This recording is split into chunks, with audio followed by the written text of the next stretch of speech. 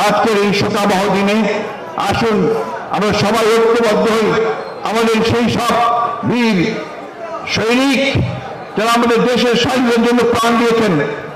এত প্রাণ কিন্তু মুক্তিযুদ্ধ হয়ে যায়নি।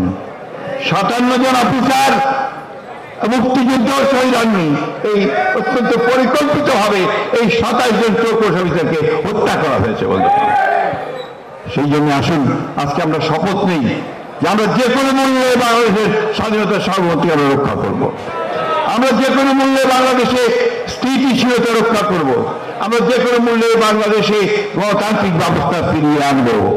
আমরা সংগ্রাম করেছি, লড়াই করেছি, লড়াই করবো আরো। কিন্তু আবার সেই কথা বলতে চাই, অন্তর্বর্তী সরকারের প্রধানের কাছে এই আহ্বান জানাতে চাই, আপনি শক্ত হাতে আপনার সরকারকে পরিচালিত করুন।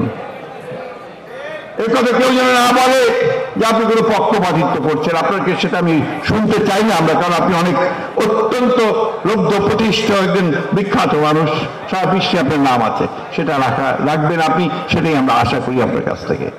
আমরা আশা করব যে সম্পূর্ণ নিরপেক্ষতা বজায় রেখে যত দ্রুত সম্ভব সংস্কার যেটা ন্যূনতম প্রয়োজন সেটাকে সম্পন্ন করে নির্বাচনের দিকে এগিয়ে যান এবং সুষ্ঠু অবাধ নির্বাচনের মধ্য দিয়ে দেশে স্থিতিশীলতা, শান্তি এবং ভবিষ্যতের জন্য সমৃদ্ধি আনবেন, এটাই আমরা আপনাদের কাছে প্রত্যাশা করি।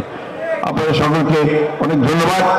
আমি আবার সমবেদনা জানাচ্ছি আমাদের যারা আত্মীয় আছেন, সন্তান আছেন, ছেলে আছেন তাদেরকে, আর শ্রদ্ধা জানাচ্ছি আমাদের সমস্ত বীর শহীদদের যারা সেদিন প্রাণ দিয়েছিলেন।